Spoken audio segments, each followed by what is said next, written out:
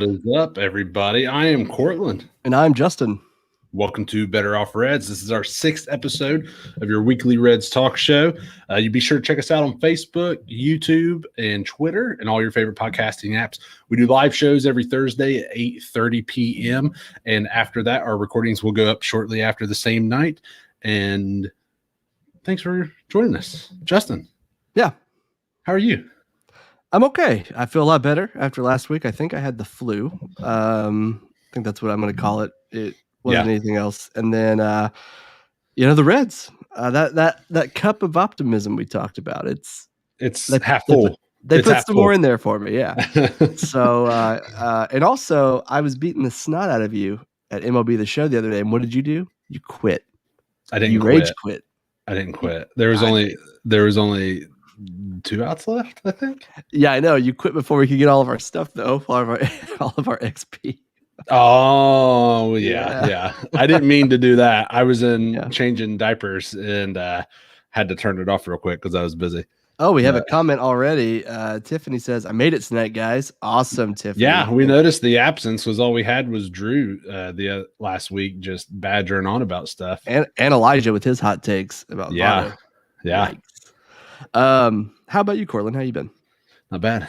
I'm hot. I record in my upstairs part of my house, and I wasn't even thinking that it was like in the mid 80s this week, and didn't bother to go turn the air on. So if I'm a little glistening a little bit more tonight than usual, that would explain it. But yeah, other than that, not bad.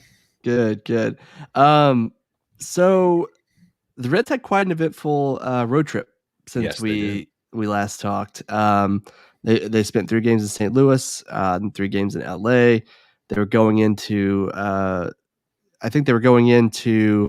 were they going into St. Louis with a 7-game losing streak? I've already tried to blur that from my memory. Or it was at 7 games by the time they finished. It was 7 by the time they finished. So they went in with a 4-game losing streak. That's right, because they lost the last game to the Indians, and they won they lost all 3 to the Diamondbacks. Yeah, to the Diamondbacks. Yep. And we had said prior, during last week's episode, that the bullpen needed to be shaken up. Yeah. And they kind of did that. They heard us. They heard us loud and clear.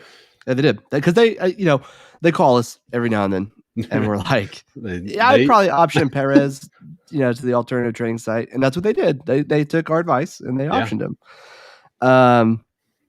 They brought up Heath Hembree and Ryan Hendricks, who's making his MLB debut. Mm-hmm. And I've got to tell you, that was a good move. Yeah. I've got some bullpen stats in the notes here we'll talk about later, but that was a good move. Let's talk about Reds and Cardinals. Do you want to take that one? Yeah. So before the series, we ran a Twitter poll on our Twitter, Better Off Reds Pod, because Better Reds Pod because Better Off Reds is taken. It's by some random girl.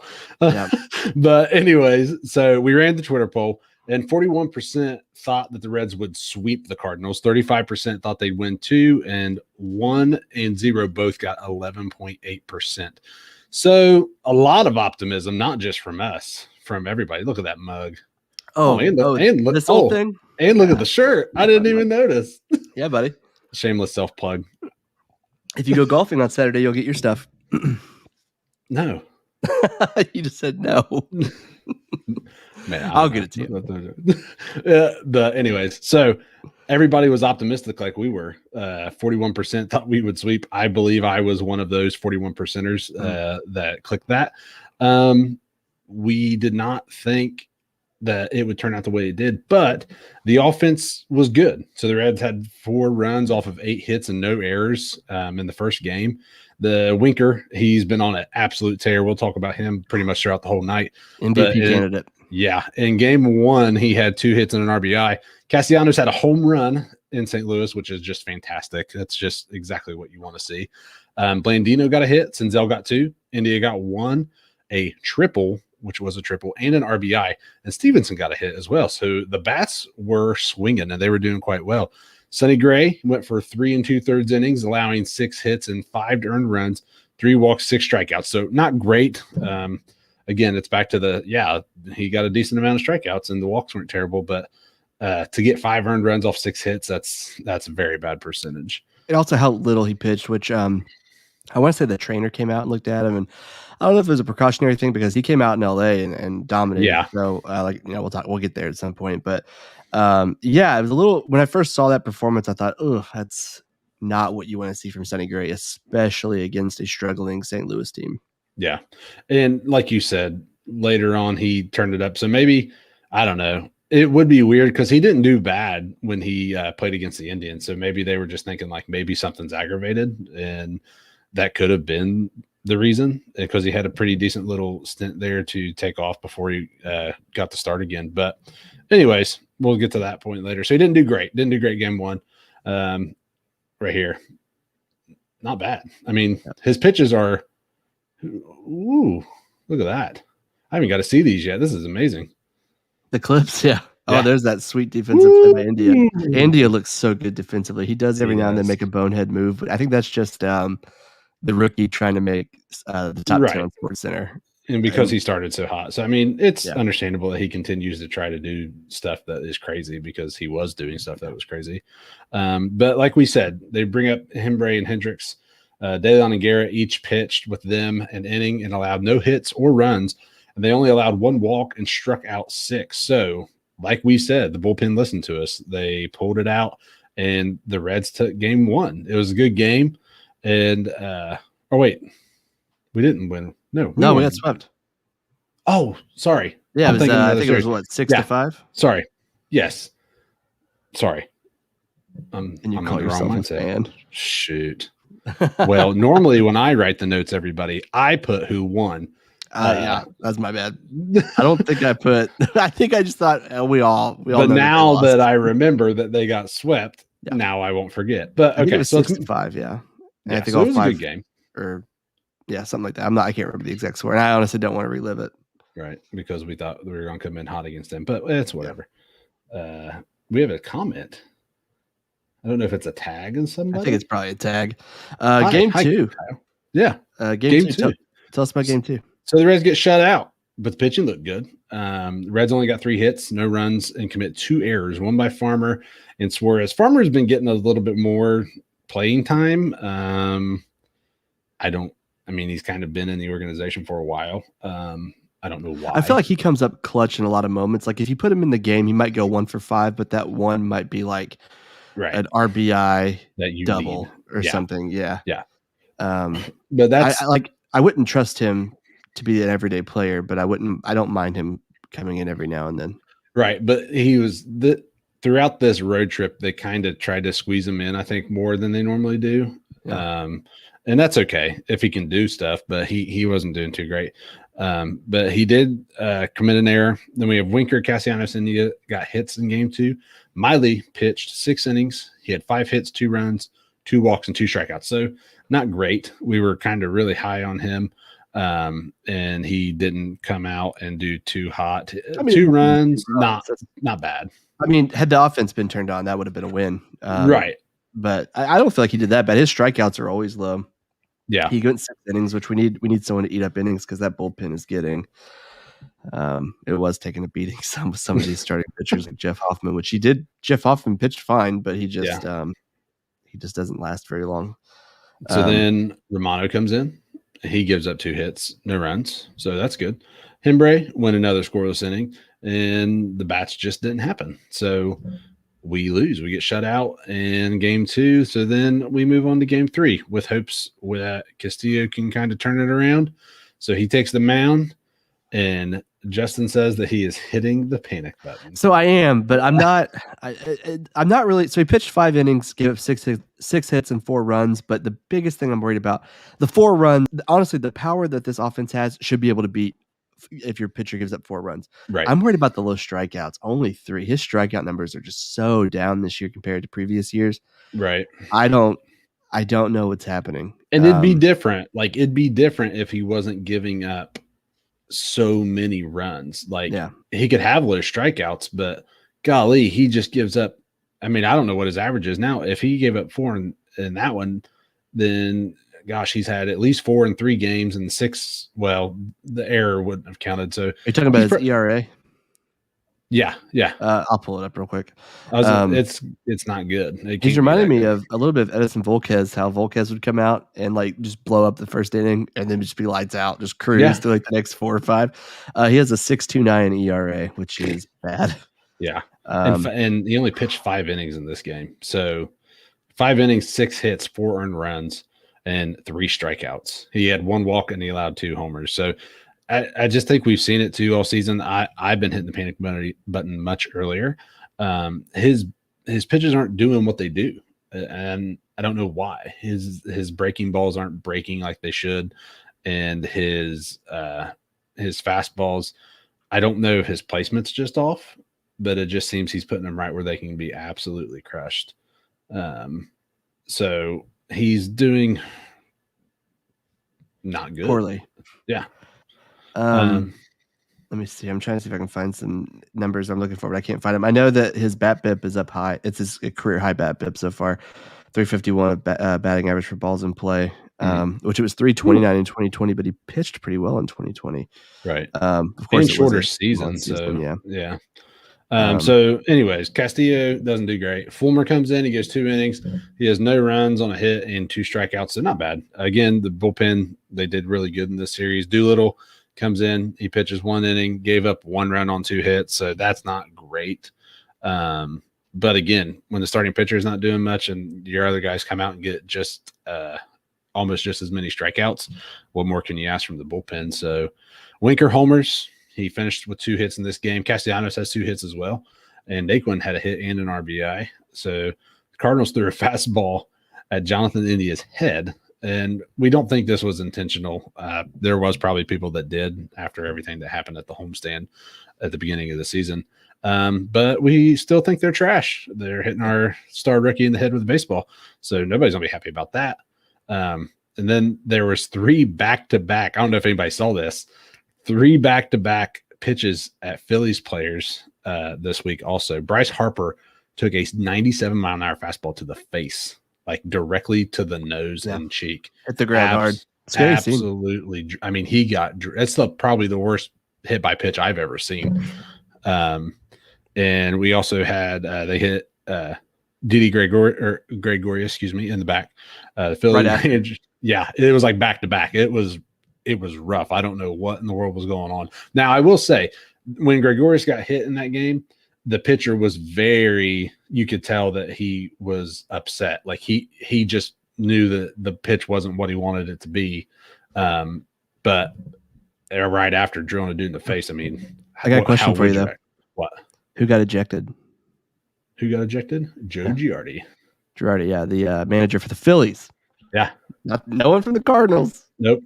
And no one from the Cardinals got ejected or suspended when it happened with Castellanos. So a 97-mile-an-hour fastball to the face. Yeah, if it's not intentional and you do it again, you hit another guy, I mean, right after. How in the world? Something's going on, man. I wish I had this. I wish I remembered who said this. One of the people we follow, or they follow us on Red's Twitter here, they tweeted something about how the MLB should change, basically, like if you hit someone like the neck or the head or face, it's like an automatic ejection, accident or not, you're gone. That way to kind of move away from throwing behind people, I guess, and also like the arms and keep if it's going to happen, arms, legs, chest, thigh, whatever, ribs, but like don't go for the face. You go for the face, you're done. I mean, like if you think about the NBA, if you go like for someone's head, you're ejected on the spot. Yeah. And they're just like flailing their arms around. This is a 97-mile-an-hour fastball. Hard ball. I mean, if Bryce Harper's ball is up 3 inches, he could die because it was right below, is basically right in his eye. So if he moves that 3 inches up, hits him in the left temple, he might be dead. Like, no doubt. Like I don't suggest going and watching it because it was bad. But if you do see it, like, you know exactly what we're talking about. Like, there's no doubt something should have happened. And then hitting a guy right after. He was hurt because he didn't get up and kill the guy. Gosh. Yeah. Like Bryce Harper, the Bryce Harper I know would have charged the mound. Yeah. That was insane. But yeah, the Phillies manager came out, argued it, and I think it was him mocking the ejection sign.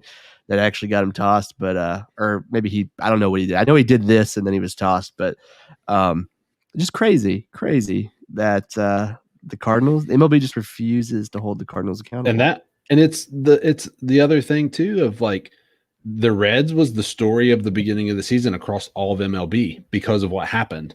And right now it's the Phillies because of what happened against the Cardinals. Like they are behind the two craziest hit by pitches this year and nothing's been done. And the other teams have been penalized, but whatever. We're just sour grapes. So C. Trent Rosecrans, he's a Reds beat writer for The Athletic. He tweeted today, if flexing is a safety issue that requires an ejection and suspension, well, maybe so too is a guy who can't control 97 and hits dudes in the face and ribs in back-to-back pitches. I agree 100%. Yeah. All right. I think we said our piece on that. Sour grapes. We don't play the Cardinals till later, so they're taking up too much space in our head right now. Mm-hmm. Screw them. We'll talk about them again later for around the division. Let's move on. Justin, we go somewhere farther west. Yeah. So the Reds are on a 7-game losing streak. We've all seen this, and they're facing the Dodgers, the defending World Series champs. I did run a Twitter poll for this one. 47% of you thought the Reds would get 1 win. You were very optimistic, thinking 1 win. 23% thought 2 wins. 17% thought 0. 11% thought they would win all 3. You know what? I didn't put the scores on here. I don't think so. I'm sorry.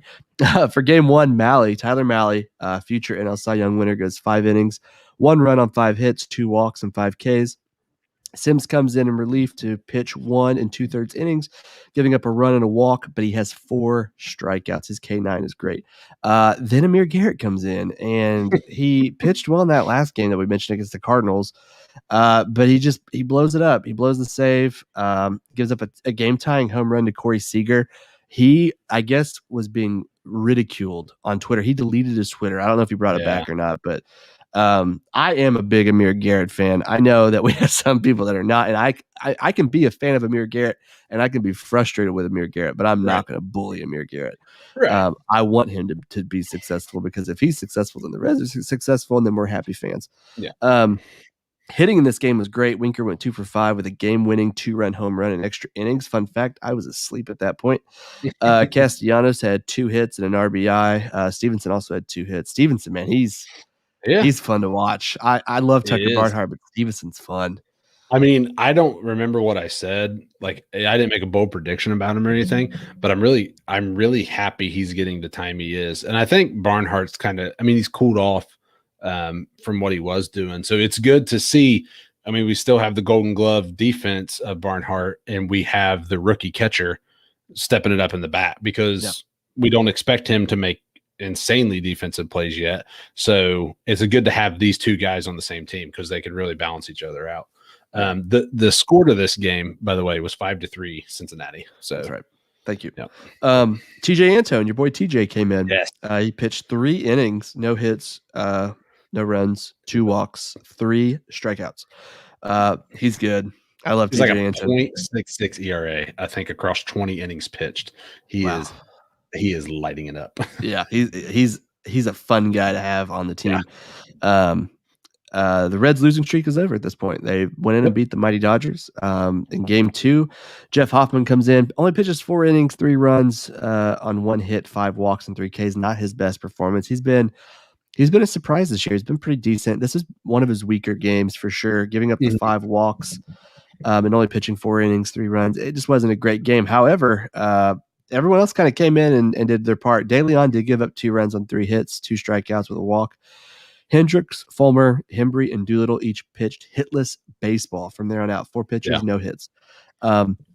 Winker homered again. Guys on fire, like we said. And then Votto had a clutch double in the 7th inning to put the Reds on top, 6-5. Winker finished 3 for 5 with 2 RBI. Castellanos 2 for 5. Votto 1 for 3. Naquin 1 for 4. Barnhart 1 for 3. Farmer, in a bit of a revenge game against his former team, went 2 for 4. John Sadak, I believe it was, on the Reds broadcast, mentioned how the Dodgers basically said, "You're never going to play shortstop." They made him shift over to catcher, which he didn't want to do. And then he got to play shortstop in Dodger Stadium, and he got to put up 2 hits. So I bet that felt good to go into your home and beat them. I'm going to add something. I watched a decent amount of this when Hoffman was in, and he was throwing really good pitches. They were not being called. I think there was a ton of strikes that were painting the corners and painting the edges of the zone that throughout all the games that we've seen this year, almost every time would have been called strikes. He just was not getting the calls. Like if he would have, he was sitting everybody down because there was tons. His pitches looked so good. His breaking balls were really good. And like I said, he was placing fastballs on the corners, on the edges. Like he wasn't putting anything where it would be hit if it got called. That's why they weren't going for it, but he just wasn't getting them. I was impressed. I know the stats don't really say much, but yeah, if you watch it, he did very, very well. Okay. Real quick, off topic, but if you're a Bengals fan as well, they are officially on the clock. Don't leave our show to find out who they pick, but maybe, maybe just check later. I'll update you too whenever their pick comes in. I know Red's Twitter today was Bengals Twitter today. With there not being a game in the draft tonight, right? All the people that we follow in Red's Twitterverse, it was just all Bengals stuff today. So hopefully they pick the right choice. I know that the fan base is a bit split on who they should pick. So this should be fun. No one will be happy, or everyone won't be happy, but some will. Game 3. So this game does look worse on paper than what it actually was. This game was actually kind of funny. It was a very winnable game up until I think the 7th inning, maybe 8th inning. I don't know. I tried to blur this one out of my mind. So Sonny Gray's back. He pitched 5 2/3 innings, giving up 4 hits, 2 runs, and 11 strikeouts. Yes, he was lighting it up. Yes, he was. He did have, I forgot to play the clip. He did have, let me find my place again. I think it was 3 walks. Yeah. But he kept the game 2-0 for the longest time. That's a very winnable game when you have hitters like Castellanos, Votto, Winker. Moose was back. We didn't mention Moose. He didn't do a whole lot when he came back, but it was against Kershaw. I mean, Gray was pitching good enough to keep us within it with Kershaw being on the mound for the other team. So, yeah, he did his part 100% with the bats that we have, and he looked good. Like we said, he looked a little rough against the Cardinals, but man, did he look good in this game. Yep, I agree.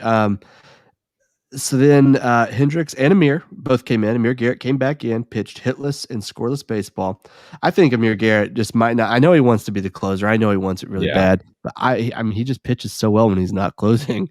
Yeah. I mean, just be a good reliever. Be that guy we can count on to come in like in the 7th inning. And that's what we talked about. Like, get him in with enough space to catch us back up if something happens. Yeah. Because then like if he's just letting dudes walk and throwing grand slam balls down the pipe, then pull him out. Then we got 2 innings. We can maybe work with it with our bats. Like I feel we have the offense to do that. So he does good in that situation. So I would like to keep him there, but I like the idea of Sims maybe being the closer. I don't really like the idea of Antone being the closer just because he can eat up so many innings if your starter goes bad.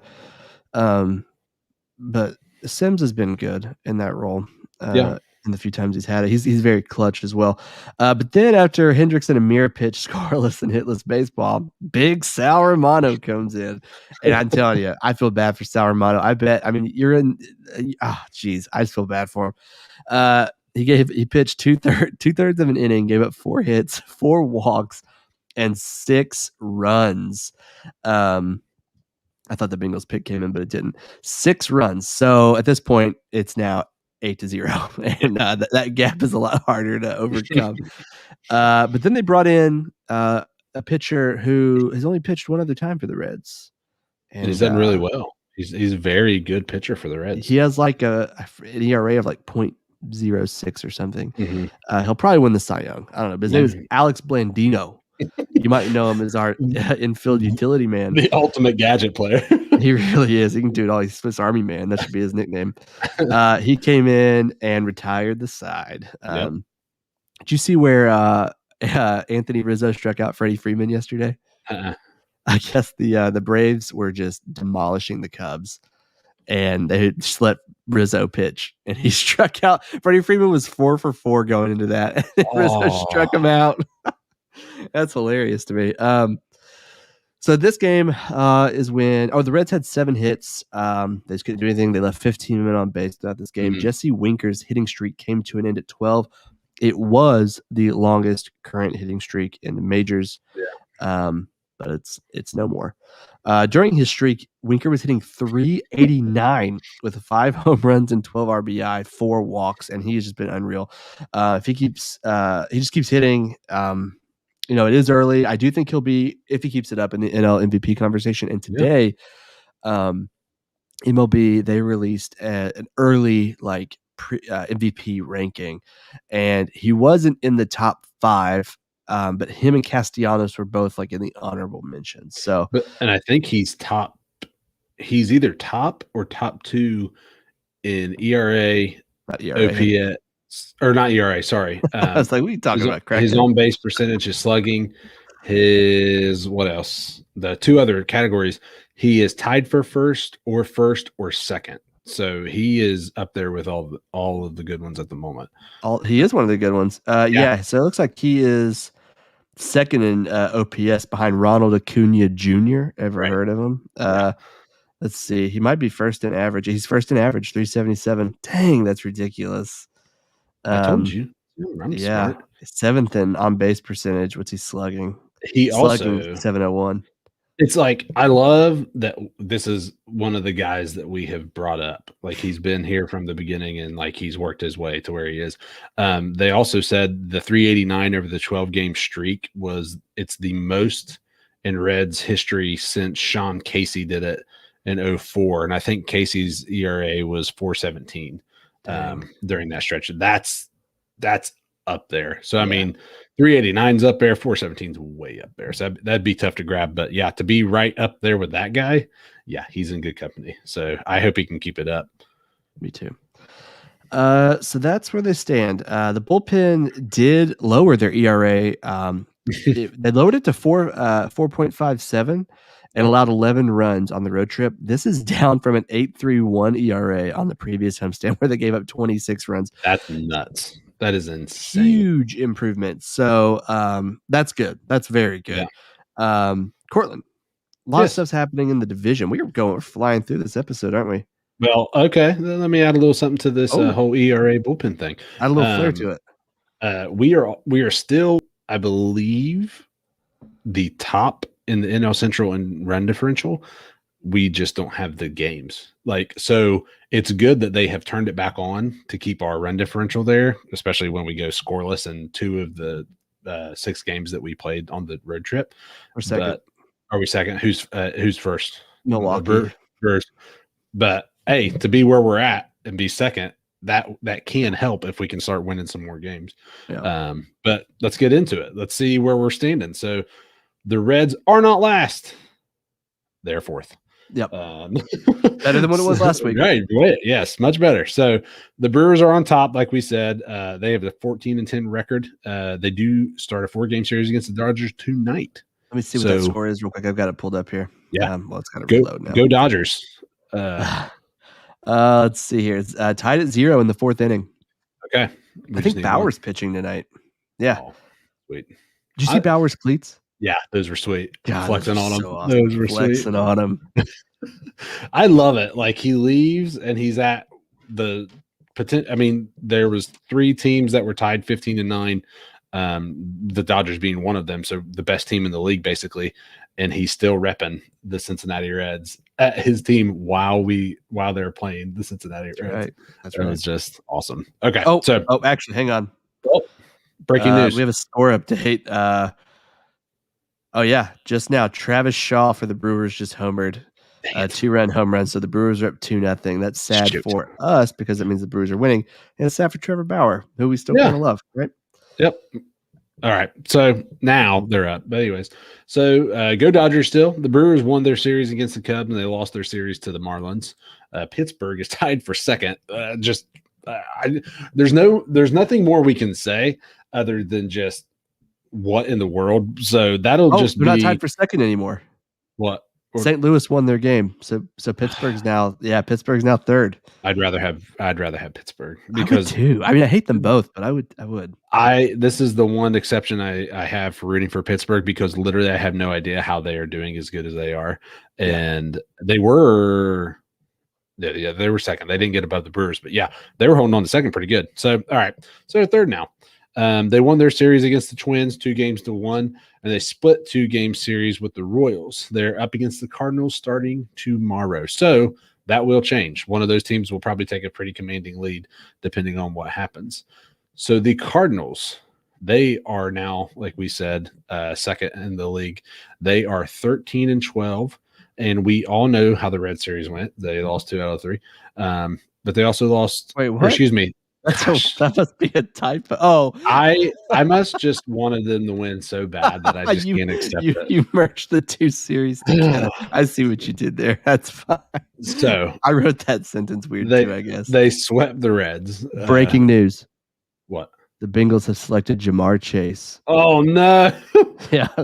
Oh, man. I'm not going to get into Bengals Twitter right now because I know they're pretty divided. It's like poor Joe Burrow's knees. It's like Captain America's Civil War with Bengals Twitter right now. So I don't want to even give an opinion. Ooh, yeah, I was not. I mean, I thought that was a potential looking at all of it, but yeah, man, that'll be. Oh, anyways, back to the Reds. The way we don't have anybody threaten to kill anybody on here.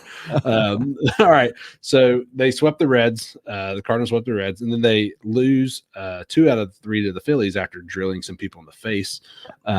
Even after they tried to assassinate. Sorry, bro. I didn't see that. I chimed in myself, but that's true. If you watch the clip, that's how it is. Sniper. And they still couldn't win after drilling one of the best players in baseball in the face with a 97-mile fastball. They're second. I hate it even more because of that. So the Cubs sit at the bottom of the division. They are 10-14. I shouldn't be laughing because we were there for quite a while. Yeah. They're also on a 5-game losing streak, so they feel our pain a little bit. They lost 2 out of 3 to the Brewers, which that's kind of expected. The Brewers are rolling, and they're facing 3 out of 3 to the Brewers. I just don't think I know how to type. Oh my gosh! You're just sorry. Just to sabotage Cortland. I was in a hurry. I'm sorry. It's okay. Yeah, they've lost 3 out of 3 to the Brewers, but they're playing them right now, and they're probably not going to get swept. They're up right now 6-1 in the 5th inning against the Brewers. No, sorry, gosh, what is wrong with me? Against the Braves. Against the Braves, yes, of Atlanta. All right, so they're probably not going to get the sweep there. So they're trying to make a little bit of a comeback, but they're losing. Looks like their losing streak might end. They're about to go into a 3-game losing streak though this weekend. I heard. Yeah, I did too. Yeah, and I heard there's a sweet bobblehead this weekend too. But is there? Who is it? Wait, who is it this weekend? It's not Shogo. It might be Fireworks Moose. Friday. Start Friday. Might be Moose. Moose? Maybe Moose is one of them this Moose year. Bobblehead. Anyways. Oh, yeah, let's find out. Hey, everybody, we're going to find out what the bobblehead is. I need to get to another game. I miss it. I miss the ballpark. Maybe I might get tickets for Saturday. Who knows? Maybe get myself a bobblehead if they're doing one. Oh, it's a tote bag. Then during next week that it starts next week. Monday. They're giving away a Moose bobblehead, and they're also giving one away on Saturday against the Brewers. Oh, I'll be at the one for the Brewers. Oh, that's on May 22nd. Good Lord. Yeah, I'll be at that game. I'm going to get a Moose bobblehead, dude. What do you have against May 22nd? Nothing. I just thought it was a couple days from now based on how the calendar's laid out. Get 2 bobbleheads. Take your son, and he can have yours, and I can have his. Well, he would want his if he was going. Well, then he can have his, and I can have yours. I'll see what I can do. I might just be able to get an extra one because that's the last day they're giving those out. Injury updates. Shogo Akiyama still planning on an early May return, which early May starts on Saturday or Friday. I don't know what day it is or what the date is. I think it's Saturday. He has been playing Saturday at the alternative training site. Aristides Aquino was moved to the 60-day IL. Michael Lorenzen, nothing new to report. Moose is back, which is good, but he had a death in the family. Oh, that's why he was out. Yep, that's why he's gone. This brings us to. Do you have something else to add before I use this awesome transition? No. This brings us to the weekly awards. We really go with some music. It was not scripted. That was not. If it was, we probably would have sounded worse. All right. So for play of the week, my play of the week is Votto's clutch double to take the lead in game 2 against the Dodgers. Nice. I just like seeing Votto bang out there, and He did They it. also released a article. They were talking with Votto about how pumped he was after that, and how he was describing how his generation, you were taught to just hold it all in and like to just be the bad A on the field and not like show emotion. And he said now that he's playing with this younger generation, they like absolutely thrive in it, and he's loving it. So he's had the triple play and he had the double that pretty much sealed that game. So he's letting it out, and it's fun to watch because there's nothing better than a guy that's been around for so long finding new life in both the fielding, the batting, and just the emotion. So yeah, that was a sweet double to take the lead in that second game against the Dodgers. My play of the week is Winker's home runs in the games against the Dodgers. He had the one in the 10th, the top of the 10th, to make it 5-3. And that, I believe that was the first game, and that ended up holding and we won. And then the first pitch of the second game, he hits a home run, and he's just been lighting it up. And I love it. Like, again, I said, he's a guy that we have brought up. We drafted him out of high school. He's been in the organization for years, and he's finally getting his comeuppance, and he's doing good with it. That's right. Justin, your hitter of the week. Hitter of the week. Mine would be Jesse Winker. I don't know how it could be anybody else at this point. Mine too. Winker for sure. Yeah, it has to be. I mean, he should be everyone's hitter of the week for every team. Yeah. For pitcher of the week, I'm going to go with my guy, future NL Cy Young winner Tyler Mahle. Yep. You have called it quite well with him. Yep. He's my favorite. He's going to be the Cy Young winner. I can feel it. Maybe not this year. Maybe not next year. Maybe not ever. But in our hearts. In our hearts, yeah. Yeah. My guy, and I have a little bit of a discrepancy with my comment here with you. I picked old TJ Antone, and I said he is the closer for me. Ooh. Because I agree with you. I do like the fact that he can pitch some serious innings and take a ton of off of the offensive side for the other team. But again, his ERA is so good that I would absolutely love to have him at the end of a game when we are up one or tied, knowing that he's just going to go in there and just throw freaking strikes, no problem. I think they'll use him maybe there in some cases too. I could see that. Because we're still kind of filling it out. I agree. I think Sims is a potential good closer. But in terms of stats and the amount that TJ has played, he's my go-to. But again, he can do both. So we'll just see what they do with him. Yep. What about your biggest surprise? Biggest surprise, I'm telling you, it's them being the Dodgers, not once but twice. I honestly thought, I was like, man, it's going to suck to record this show and they're on a 10-game losing streak because no one's going to care about the Reds. Right. And that didn't happen. And I'm feeling good, especially since they're about to face the Cubs. So the Cubs have been all over the place. And I'm right there with you. It was hard to pick different stuff this week because not a ton happened. But I put beating the best team in baseball, ... twice because they were the best team in baseball going into the series with two other teams. So yeah, we have the ability to beat the best teams in baseball. So hopefully we do it more often against teams that aren't the best team in baseball. Yeah. But I'd like to see a, well, we'll talk about this here in a second about what's coming up. So looking ahead, the Reds have a weird week. They have 2 off days this week. They have an off day Monday, and they have an off day on Thursday, and they have an off day today. But they take the Cubs at home for 3 games, Friday, Saturday, and Sunday. Then they're off Monday. Then they play the White Sox for a midweek 2-game series. I hate 2 games. What? I hate 2-game series. Yeah, they're stupid.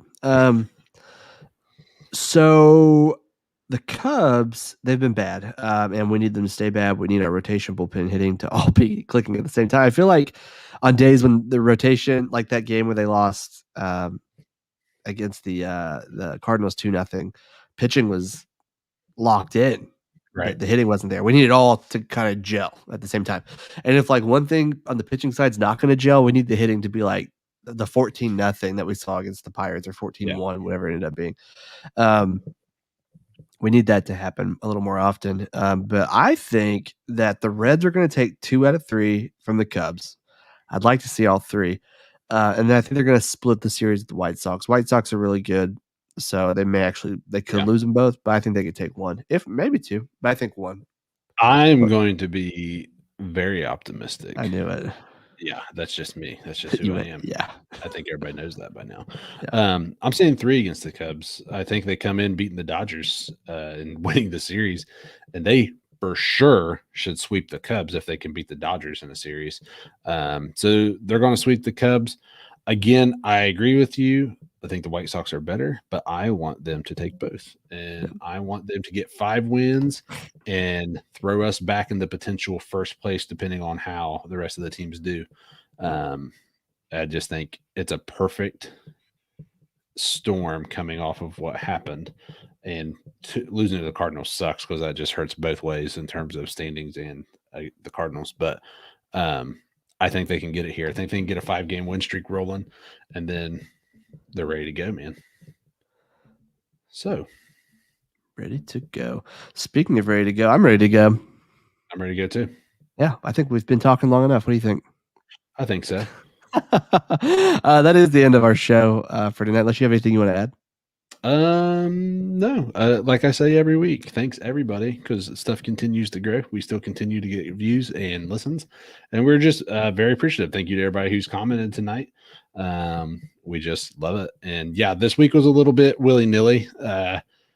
We both had a lot going on this week. You were sick, and just I literally showed up with a baby in my arm. Yeah. Okay. So before we started the podcast. Yeah. So when I'll go ahead and just paint a picture because you all care. Before we start, we're in this room like we are now when we're talking, and then we hide ourselves. Yeah, we hide ourselves, but we can see ourselves in these little boxes at the bottom. And it's playing like the intro, and I see Cortland like handing off his baby like to his wife. I'm like, oh my gosh, that's clutch right there. I personally thought little Brooks was going to make an appearance tonight. He was very close. I mean, literally seconds. He was seconds away from making his national Facebook debut. So yeah, he'll be pumped to be part of the show here pretty soon. He'll be. He threw up on himself on my way back home, and if I would have thought, I would have put him in a Reds onesie, and then I would have given him an appearance, but I didn't think to grab one, so I just. It's always next week. Yep, always next week. After they go on a 5-game win streak. Yeah, that'd be a good time to do it. All right. So join us next week as we talk about the home trip where the Reds demolished the 2 Chicago teams. Oh, one thing. I'll put another poll out on Twitter before each series on how many wins you think the Reds are going to win. Vote low, like 1 or 0, because the opposite tends to happen. So say like they're going to win 1 against the Cubs, maybe 0 against the White Sox, and then maybe they'll sweep. I kind of want to try that logic, but I don't know if I can make myself, as I think I put 3 every time. All right, everyone listening or watching, you vote 1 or 0. Cortland's going to vote 3. I'll take care of the 3 wins for everybody. So don't you worry about that. Yeah, he'll get the 3 votes in. All right, so be sure to like and follow us on social media. Subscribe to the show on whichever podcasting platform you use. We're on Spotify, Apple Podcast, Stitcher. We're on Amazon, Audible, Google, Pandora. We're on Pandora now. Hey, moving up in the world. Moving on up. But yeah, YouTube. That's the big one because that's where our videos are, YouTube and Facebook. And then leave us a review on Apple Podcasts. That's a big deal. And it takes 2 seconds, and it would go a long way, not only for the show, but for mine and Cortland's happiness. So we like to read nice comments. If you make a mean comment, that wouldn't help. So don't do that. But yeah, like and follow social media and share us with your friends. And that's all I've got. Cortland, play us out. Bump, bump, bump, ba-dum. See you, everybody.